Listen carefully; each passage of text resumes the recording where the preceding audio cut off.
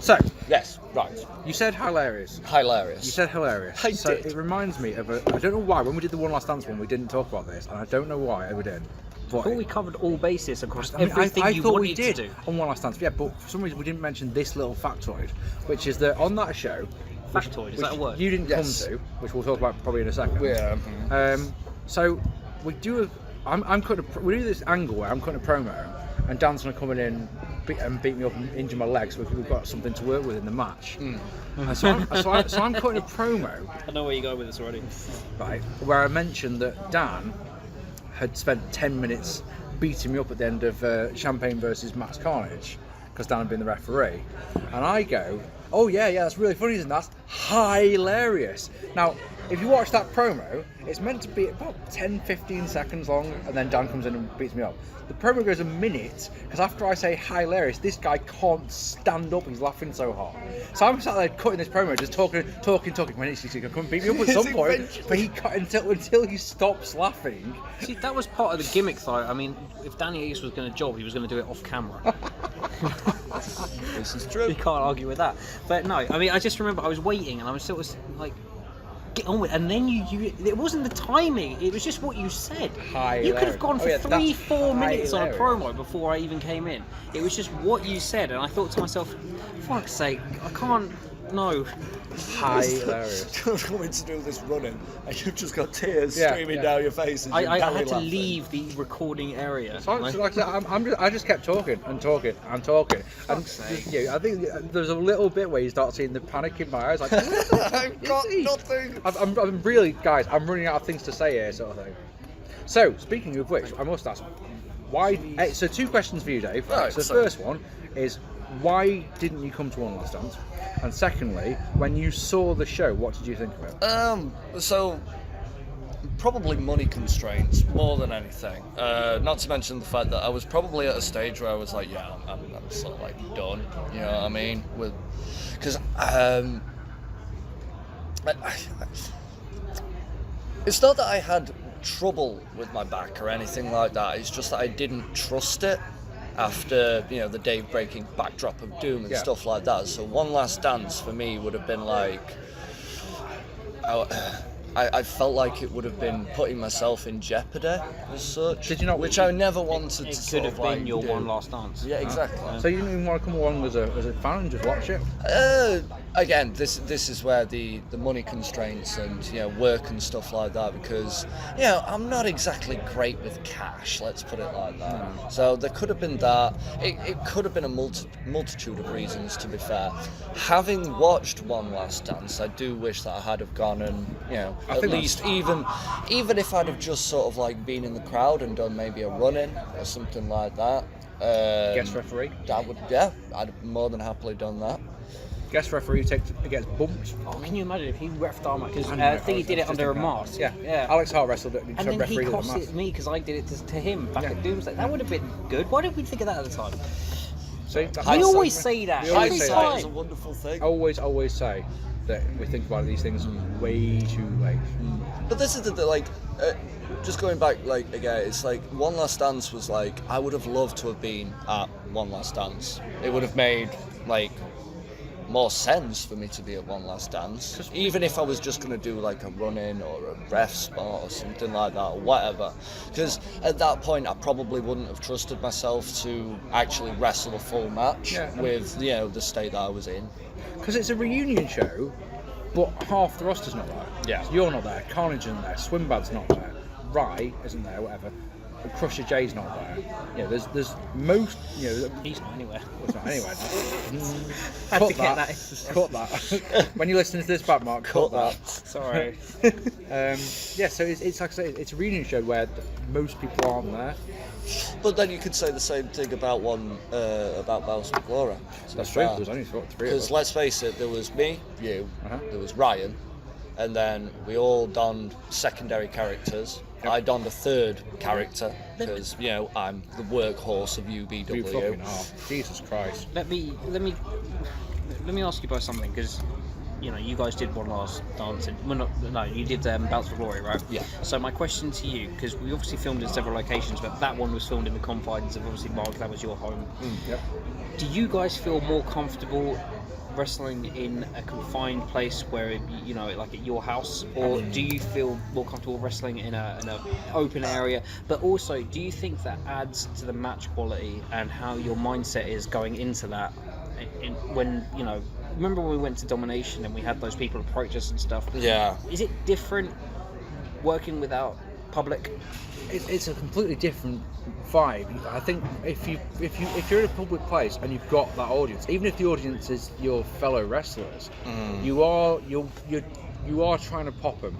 Yeah. You want that pop, which you don't but this get. is the thing. We'll watch the Addiction 3-Way later, and we attracted a crowd during that, Yeah. which was the first time that ever happened. Yeah. I don't remember any other show or any other match where people stopped. The only other interaction that I know of that I can think off the top of my head was the "Oh my God, it's John Cena," Oh, for fuck's sake, Dave. which is where the whole I've never been able to wear a hat and feel comfortable with myself since. Nice. Of course, it was a UFC hat, but it was camouflage, so that Of was course. over, didn't it? I feel that I think wrestling in the back garden, like you said, like we did for Bounce for Glory, it gives you more freedom. Like if you fuck something up, we've talked on this series so many times about how something would happen in a match, and instead of just stopping the match and redoing it, because we felt we were playing to the live audience, we didn't bother. Whereas if you've got if you're doing it in the confines of small back garden, it's one of those. I mean, Jesus Christ, when we did me versus Max, I'm sure you remember, we actually stopped mid match. We got to a point where we were The bad both thing down about that, sorry cellar. to cut you off, the bad thing about that was we didn't have much space when we did that, so we were very confined anyway. Yeah. But the thing is, with that one, you can get to a point where you're both selling, and you can just go, right, let's just take a breather for a second. Yeah. And you can plot out the next 5 or 6 moves you're going to do. And as long as you stay where you are, sort of thing. And then you go, right, the beauty of editing is, because here's one, because I always insisted on 2 cameras, you can cut to the other camera, and there's literally, you wouldn't know that bit happened. The thing is, right, at least personally for me, right, I never struggled with wrestling in public spaces or anything like that. Never had an issue. You didn't feel embarrassed or anything like that? See, this is the thing. It's a startup. It's all like, when you actually get in there and you're like, right, okay, I'm here now. There's nothing else I can do.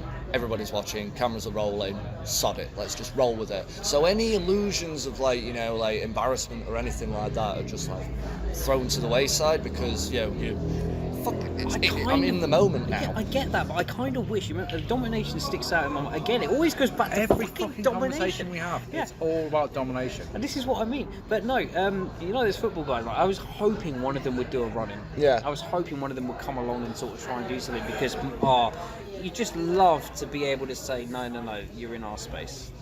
You are over there, we're over here. Don't, bring your business here. I do one I do remember about being embarrassed. Do you remember our match at Seasons Beatings? There was some kids up on one of the trees, wasn't there? And they were heckling us. That wrecked my confidence. I was very embarrassed at Seasons Beatings because my match was shit. Yeah. Which is But how most of your matches were shit, apart from the ones that you had with me. And me. But you just got beats all the time, which is all anybody watching for. Okay, can anyone remember me and Swimbad? Match of the year. Match of the year. I got a standing O for that, and I'm damn proud of that match. I don't know. To me, wrestling in front of people, in a public space, you're always going to have that. But it's like doing a gig, And I've done gigs in front of people where, they haven't liked the music or whatever. Yeah. But they've been interested in the fact that you're out there and you're doing something that you love. And regardless of what music you're playing, it's the same with wrestling. It doesn't matter. You're always going to attract an audience because you're doing something that they're not. Yeah. And I was never embarrassed or ashamed to do backyard wrestling. I mean, why do it in the first place anyway? It's the fact that I think it's simply the fact that because we were doing it in a public space, it's the fact that it feels a bit more like, I think should we be doing this sort of thing? But then once you get over that, it's fine. Dan and I, we touched on this on the production values episode, where we said that the only time I ever felt really stupid was when I was doing my entrance. Because you haven't got that music behind you, you just walk into the ring, and I every time I made my entrance, I felt like a twat. But of course, as I said a moment ago, as we said in the production one, you add the music afterwards, and it sounds so much better instead of having your little tinny boombox and hey, for Dan. Yeah, it's one of those situations where, like, personally, like, for me it was easier to work, like, you know, in the confines of a space, but there was never going to be that possibility of drawing attention, which would have garnered more, like, crowd reaction, for example, say, like the people that interacted with us during our Addiction 3-way, or, you know, the kid who was like, it's John Cena. Yeah, it's my like, career you know, died stuff before like I even that. started. Yeah, I had one match. Okay. That's it. I think it's interesting though that I didn't mind wrestling in the public space, like I said, but I found it interesting how I think as a group our confidence got knocked when we did the Redemption taping. Because remember our usual taping area, that massive puddle, and when we had to move, it was one of those shit. It's like we're moving to the opposite side of the path, but it felt so different, didn't it? To be fair, did we really need to move that far? Was there really, like... The puddle was enormous. Do you remember when Goo Boy went swimming in it? Rescuing Henry the Angry Hammer. Yeah, that's a fair point. Yeah. So. But this is one of the other things that we need to address is the fact that when we moved the taping from our unusual spot, we were smack bang next to a main walk path. We were, yeah. Like the You know main what I mean? thoroughfare through Which the middle was of the like, park. you know, a lot of people were like walking past and shit like that. So obviously you're going to be in a situation where you're like, you know If what I anything, mean? to be honest, if you watch from an aesthetic purposes, that was a better entranceway. Yeah. When we did Redemption, it's just the fact that the show was crap and it was pissing it down with rain. Yeah. And poor Dirk came down. Oh, poor mate.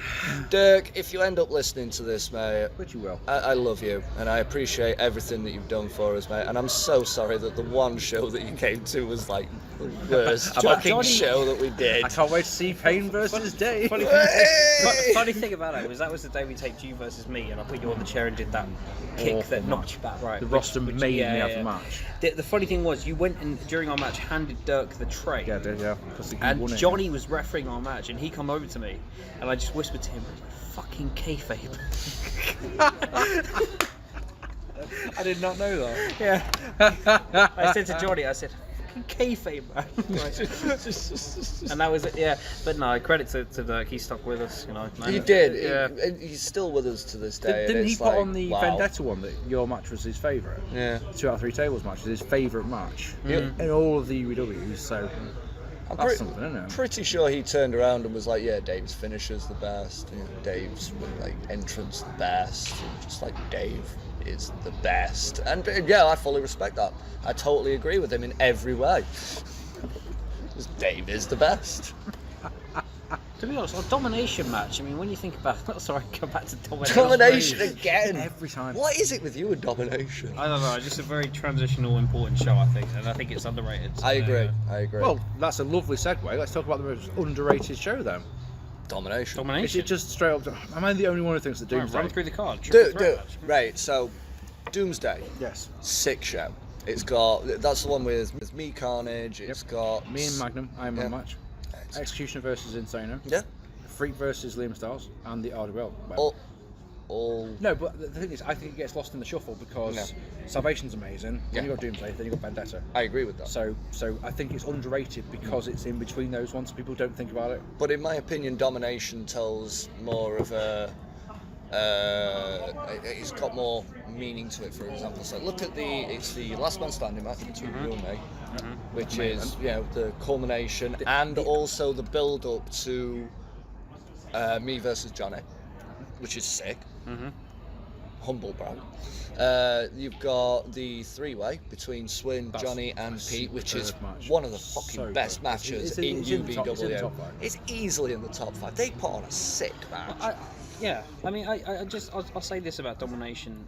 I was doing photography for every match apart from mine, and I really enjoyed doing that. Not because I love photography, but because also I thought every match brought something. Yeah. You had the triple threat. You had Freak versus Goo Goo Boy, which was That was comedy the gold. comedy crap it You've was. got a superb photo of me at the top of the ladder. Yeah, and yeah. looking down, just, sort of saying, Jesus Christ, that's high. Because remember we had that massive wooden. What do? Do you remember it? Do I remember do you remember it? The wooden ladder, Dave. I've still got a lump on my head. Okay, so for shattering. who doesn't know that, like, by now, but yeah.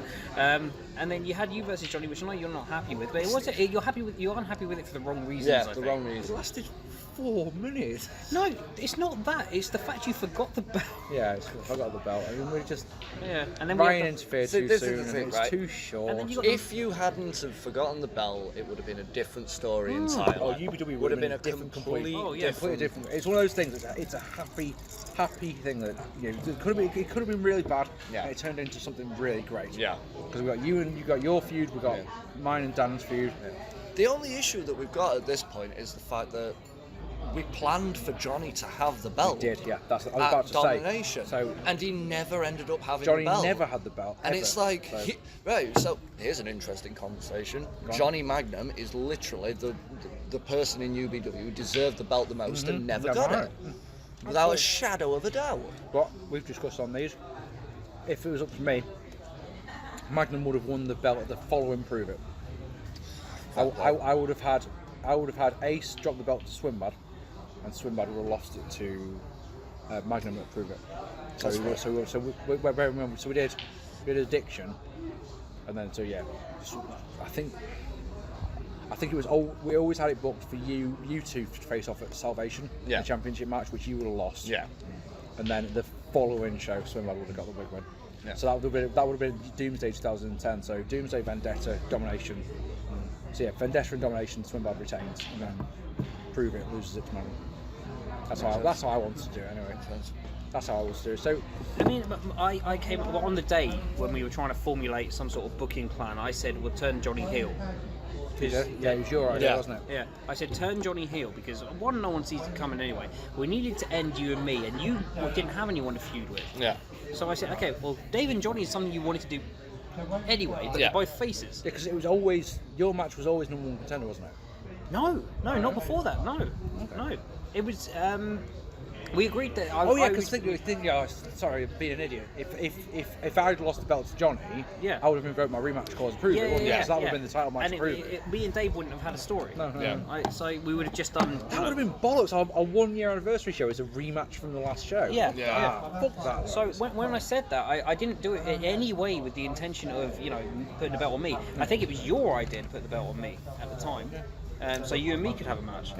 And I got one more match as champion. I got a 2 months title reign. Cunt champagne. Oh, brother, I gotta hold the belt for 1 more month, brother. My promos around that time were fucking awesome because I'm such a wanker. I said I was going to win, and I fucking did. My best promo is the one after Vendetta, where I say that Max is a sucker because he got lured into the title versus career stipulation. Yeah. And if he just thought about it for 5 seconds, Champagne's won every match he's had this year. You think going against Champagne's a good idea, but your fucking ego gets the better of you. And I you tell get you match, something. and now you've got nothing. I was so nervous. I mean, I was nervous when you and me started our feud. I wasn't nervous on my debut when me and you had our first match. Yeah. Who came up with the finish of that match? Concerto. It was. Oh, no, we were like, how are we going to end it? And I said, well, we said we were going to use weapons, but we didn't know what. I think we actually called it when we were there. Probably, yeah. It was probably like okay, concerto. Like, yeah, go on then, why not? Trade shots. Lovely little segue, because I wanted to ask you what was your opinion of Dan when you wrestled him, and I wanted to ask that because The first time. Yeah, the first time, because Dan got in touch with me because he wanted a match with me. He'd been watching BBW and watching my videos really well. Because I was so busy at the Salvation taping, I said, "Would you face it?" So we taped at the Salvation taping. You two. So what was your? You get this new boy you've only met for the first time that day. It's like I've literally just met him, and I'm like. Yeah. We talked on MSN back in the day. MSN. Oh God, yeah. But yeah, that was the only interaction that we'd had with each other at that point. And I mean, had we even planned any spots for the match or Planned 2 anything? spots on the day, not before getting there. On the day, it was agreed that you and me would wrestle each other, and then we planned 2 spots. One was the ladder leg drop, and the other was there was another. I think you said you want to give me a finisher, which was hatched to the hair. I didn't have a finisher at that point. Yeah. The Iron Cross. Oh man. The Iron Cross. I believe that was something that you were gunning for at one point. I mean, it was. Should have been. Yeah. Definitely FU. Well, the FU I did just to piss people off because of the John Cena thing. But, So, but that goes back to Vendetta when you did the worm and I did the. The world's worst yeah. worm. Jesus It's just to piss the crowd off, just get a laugh out of it. But, no, I mean, on the day I was, I wasn't nervous at all about working with you. It was the tables match I was nervous for, and working with you at Prove It I was nervous for. Interesting. I mean, you were full of fucking cold that day. And it wasn't anything to do with that. It was just like, if I've had like 2, 3, maybe 3 preview matches at this point, Just to and see, you're putting the belt on me. Yeah. I have to, literally prove it that I'm worthy of it. And it was just one of them things where, like, we had our matches, and I love it. I really do. I love them. Working with you was easy. The day off. Working with you was a little different. What? Because that fucking red mist descends as soon as Because the you never bell tied goes. your shoelaces. No. Cut that. Because we didn't. The thing with you and me is and I don't know if this was the same with other people you were with. You and me came up with so many spots prior to the match that we're trying to remember them when we're in the match. Yeah. We didn't do that. We had maybe 2, maybe 3 spots. The rest of it we called on the fly. Yeah. And going into it with you, I was nervous because I thought to myself, I've got to remember this. I've got to make it look good. Yeah. Also look after you at the same time. It's just like. So You're in that moment, and I believe me, I love the series of matches you and I had, the 2 free preview ones especially. I know you hate the I Quit match. I love it. I know you hate it, but No, we've talked about this at great length. I just don't get much offense in. I'm very, very. I said this on the way here the other day. No. I'm very proud of that match because you look like a monster. Yeah. And the thing is, in wrestling, to make someone look like a monster, one of you has to bump. So I bump like a twat for you, and you can rate like. not to use this as in any way a comparison, but you remember Batista Triple H Hell in a Cell? Yes, I do. Yeah. And Batista, just at the top of his game, comes in there and he kicks Triple H's butt for like 20 minutes. That's what I think it was. But it got him over. Yeah. And the same way it got me over. Yeah, I wanted to get my him over. feud with Dave, it didn't get me over. It established me. Yeah, that's the thing. But Yeah, my yeah. feud with You you made- got me over. Your character made a name for himself at Dave's expense. Yeah, absolutely. But then I became believable once I'd wrestled you. Yeah. So that's my feeling on That's that. fair. That's fair. So here's the interesting thing that we need to ask then. Would you, in your honest opinion, think that it is better to come up with spots on the fly during a match, or think up spots before the match? Because obviously, if you think up spots before the match, you're running into this match thinking to yourself, right, I've got to remember this, I've got to remember that. You're gonna forget stuff. Yeah, you are. Which means that spots get lost in the mix. Yeah, and then you get stuff to the end of the like match that. like, oh, we didn't do Oh, that. didn't do that, didn't do this. But like, if you're going into a match with absolutely nothing planned and it's all on the fly, you're eventually going to get to a stage where it's dead air because you've just got nothing. Well, as someone who's wrestled both of you, so you'll both be able to back me up on this one. I always felt like if I had like, let's say 4 or 5 big things planned, always the finish. I always wanted the finish. I always wanted the first thing we do planned. It's like, right, we're going to come both to our instances, and then we'll do this, and then we can take it from there. As long as you've got those 2, and I wanted just a couple of things. We're going to do this, and we'll do that, and we'll do this. And then it's just it was just a feel out process of like weaving them together. Yeah. So I'm like I said, a bit of both. I didn't like to be like, we've got to do this, we've got to. I don't want everything memorised. Yeah. It was only matches where we, like, our Bounce for Glory one actually is a great example where we had 15 spots planned. Yeah. But because we were in that back garden environment and we had 6 months to plan it, it was just we knew. And the thing is, what's interesting about the Bounce for Glory match, for example, it's a great example, is because that we had, on the morning of that match, we had pretty much the whole match planned out. Yeah. And literally 5 minutes into the match, you called something that was like, no, but we're doing that in 10 minutes. Yeah. So the whole match got shuffled around. Yeah. So the barbed wire table, for example, which comes out 10 minutes, 10 minutes before it was meant to. Yeah. It's one of those. Whoa, we're doing that now. Okay. Cool. Yeah. And that's the thing. You improvise, so you make it work around it, don't you? I find personally, because obviously the kayfabe, the barbed wire table was purely your idea, it was, yeah. and you were the one that was supposed to bring it out and all that good stuff. But you brought and it out, I literally like autopilot. Yeah. You're in the match, But the thing it's is, autopilot, and you're just thinking to yourself like, I know what I'll do. I'll get this table out, and then you realise afterwards like, probably shouldn't have done that. But you have to work with the way it. the dialogue went down. I got a table out while you were selling. Yeah. Give you a bit of recovery time. I get a table, and you just go, "Bring out a table, are you?" Well, how does this sound? Barbed wire table. So it works. Yeah, it works. But it's not the way that we planned We it. planned it because I'd said on my promos, you're going to see a side of champagne that you've never seen before. So it needed to be in my mind's eye. It needs to be champagne brings to the table. Well, fuck it. It's not fun. So this is the thing. In hindsight, you still brought out, the wrap of barbed wire, wrapping it around Dave's hair. Dave's like, and that still makes you look like a monster. Do you remember when we were booking the 2 out of 3 tables? Because we did plan spots for that, obviously, because we have to do 3 finishes in a short space of time. So you've got 3 fours. We were saying because we were saying, and I remember we were saying about how do we do the last bump? Yeah. And we threw words like barbed wire and fire around, and Fuck's sake. because No, you we and did, me we would have did. done anything at that point, Yeah. And you said, it was so funny. I remember Dave saying, "I'd never do a barbed wire bump, but I'll do a fire bump."